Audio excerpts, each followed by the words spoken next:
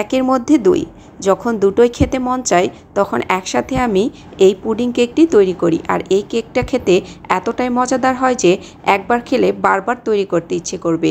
স্কুলের টিফিনে কিংবা ডেজার্ট হিসেবে এই আইটেমটি একদমই পারফেক্ট। বাসায় একবার হলেও এইভাবে পুডিং কেকটি তৈরি করে দেখবেন। খেতে যেমন সুস্বাদু হয়, তৈরি করাও খুবই সহজ। একবার তৈরি করে এখন আমাকে প্রায় এই পুডিং কেকটি তৈরি করতে হয়। প্রথমে তৈরি করে নেব পুডিংয়ের ব্যাটারটা। তার জন্য এখানে রুম টেম্পারেচারে দুটো ডিম নিয়ে নিচ্ছি। তো দুটো ডিম আমি ভেঙে নিয়েছি। এর মধ্যে দিয়ে নিচ্ছি 1/4 কাপ পরিমাণ চিনি। তো মিষ্টিটা অবশ্যই আপনারা আপনাদের পছন্দ অনুযায়ী এখানে বাড়িয়ে কমিয়ে নিতে পারবেন।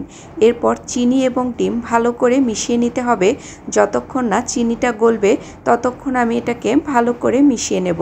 তো 3 থেকে 4 মিনিট একটু নাড়াচাড়া করলেই একদমই চিনিটা গলে যাবে। তো চিনি গলে যাওয়ার পরে এর মধ্যে দিয়ে নিচ্ছি 1 কাপ পরিমাণ ঘন দুধ। 2 কাপ দুধ জাল করে আমি এখানে 1 কাপ পরিমাণ দুধ বানিয়েছি। তো দুটো ডিমের জন্য 1 কাপ পরিমাণ দুধ আমি এখানে ব্যবহার করেছি। আমি এখানে হাফ চা চামচ ভ্যানিলা এসেন্স ব্যবহার করেছি। এটা স্কিপ হয়ে গেছে, আপনারা অবশ্যই দিয়ে নেবেন। তো এরপর আমি কেকের ব্যাটারটা রেডি করব। তার জন্য এখানে দুটো ডিম লাগবে। তো প্রথমেই আমি ডিমের সাদা অংশটা এবং কুসুমটাকে আলাদা করে নেব। তো একটা কুসুম আমি আলাদা করে নিয়েছি, আর একটা আলাদা করতে গিয়ে একটু হালকা ভেঙে গেছে।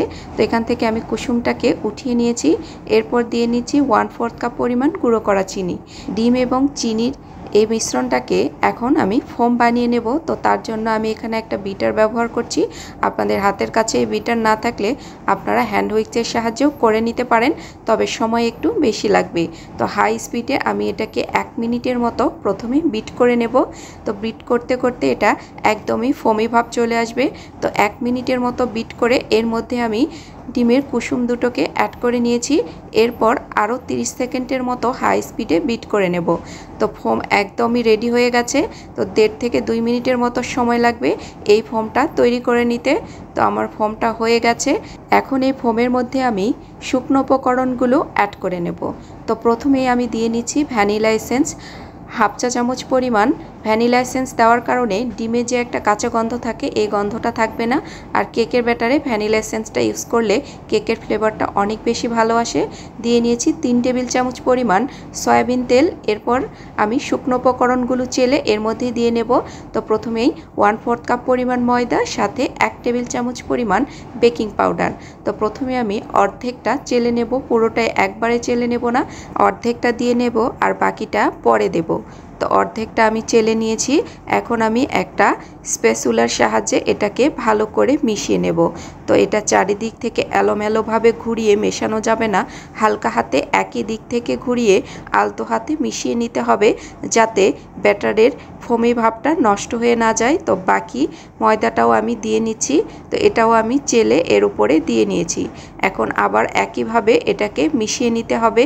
তো কেকের ব্যাটার একদম রেডি হয়ে গেছে।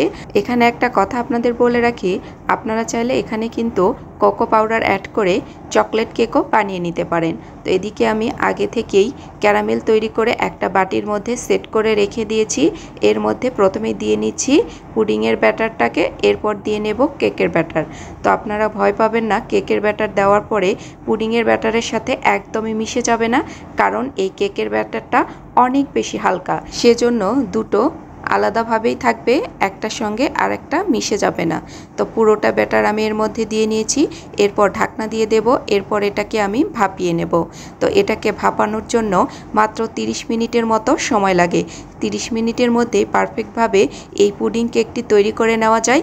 তো এখন আমি ঢাকনা দিয়ে নিচ্ছি। তো চারিদিক থেকে একটু হালকা হাতে নেড়ে নিয়েছি, যাতে বাবল থাকলে এটা একদমই চলে যায়। তো এখন আমি পুডিংটাকে পানির মধ্যে বসিয়ে নিয়েছি একটা স্ট্যান্ড দিয়ে। এরপর ঢাকনা দিয়ে ছিদ্রটাকেও বন্ধ করে নিয়েছি। একদম ঘড়ি ধরে 30 মিনিট এটাকে বেক করে আমি নিয়েছি। এরপর ফিরে এসেছি 30 মিনিট বাদে। তো এখন আমি ঢাকনাটা উঠিয়ে চেক করে দেখব কেকটা আসলে পারফেক্টভাবে হয়েছে কিনা। তো একটা টুথপিক ভিতরে দিয়ে দেখছি যে আসলেই এটা ক্লিন আসে কিনা। একদমই ক্লিন এসেছে, আর পুডিং কেকটি একদমই পারফেক্ট হয়েছে। তো এখন আমি এটাকে একদম ফ্রিজে 30 মিনিটের মতো রেখে ঠান্ডা করে তারপরে আপনাদেরকে সার্ভ করে দেখাচ্ছি।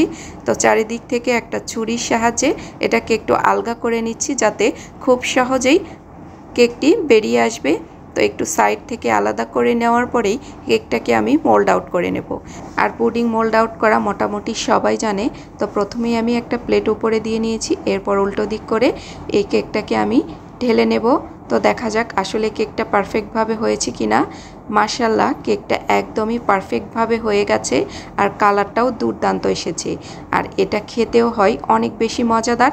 একবার হলেও আপনারা বাসায় এই ঈদে এই পুডিং কেকটি তৈরি করে দেখবেন। একটু কাছ থেকে দেখাচ্ছি কালারটা কতটা সুন্দর এসেছে আর কতটা পারফেক্টভাবে তৈরি হয়ে গেছে।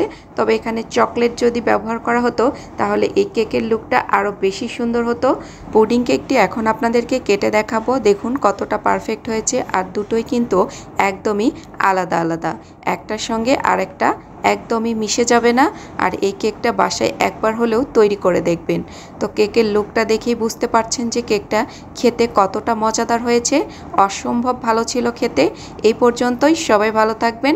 আল্লাহ হাফেজ। আসসালামু